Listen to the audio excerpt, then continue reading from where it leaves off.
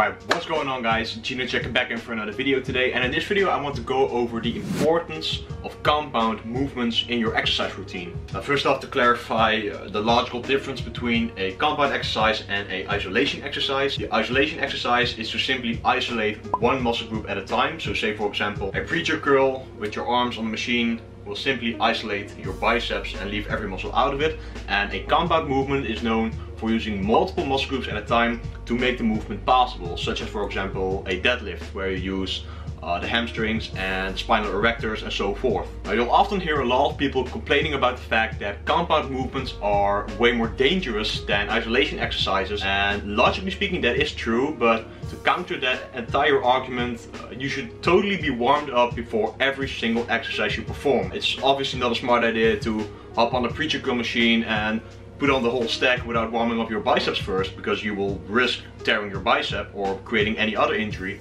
And obviously the same goes for the deadlift. If you don't warm up the muscles that you're going to be working with the movement that you're going to be performing, you're risking injury. So the whole debate around bench pressing not being safe for the elbows, deadlifting not being safe for the lower back, squats being bad for your knees, you can throw that argument completely out the window, because you have to be well enough warmed up before you do any form of exercise at all. Alright, so I'm going to be going over a couple of benefits that you can get from compound movements versus just performing isolation exercises, to clear up the fact that you're actually way better off doing those exercises, which will enable you to make more progress down the road.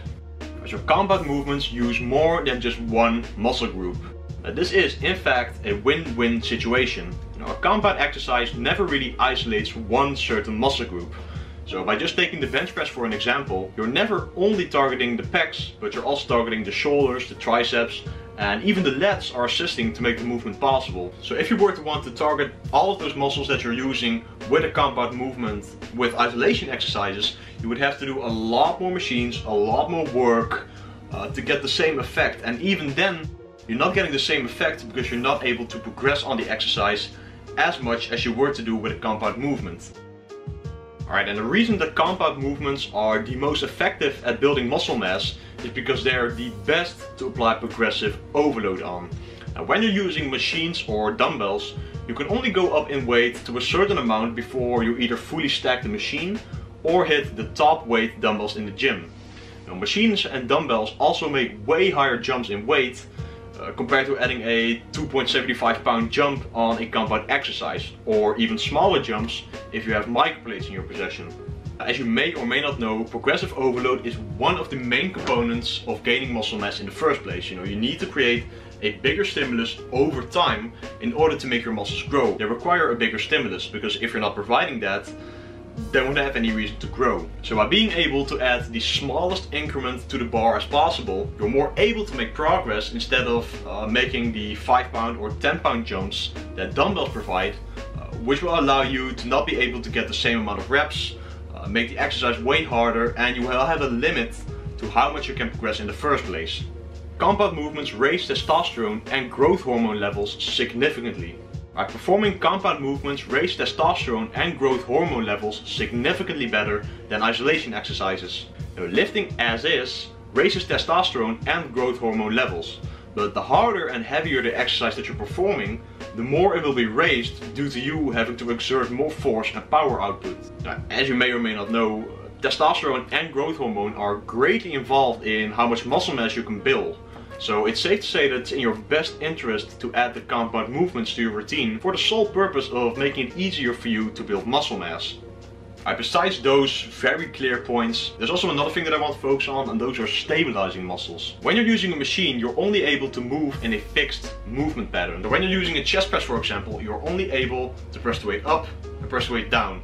There's no stabilizing involved, simply because you're following the motion of the machine. And when you're using a dumbbell press or a bench press, you're required to stabilize the exercise simply because you have more freedom to move the weight around, and you obviously want to move the weight around with proper form. So for example, with a bench press you have to stabilize the bar in the midline with your elbows at 45 degrees, and by using a machine this is the only way that you can move the weight. So with the compound exercises there's a lot of stabilization that you need in order to make the movement possible. And when you're performing a squat, it's not just the quads that are going to be doing the work. You know, you had the hamstrings, adductors, abductors, glutes, spinal erectors, lats, all engaging in the movement, which means you're also training and strengthening those besides stacking on the quads. So if you were to skip compounds and try to get as much activation in these muscles, you'd be hopping on and off every single machine in the gym.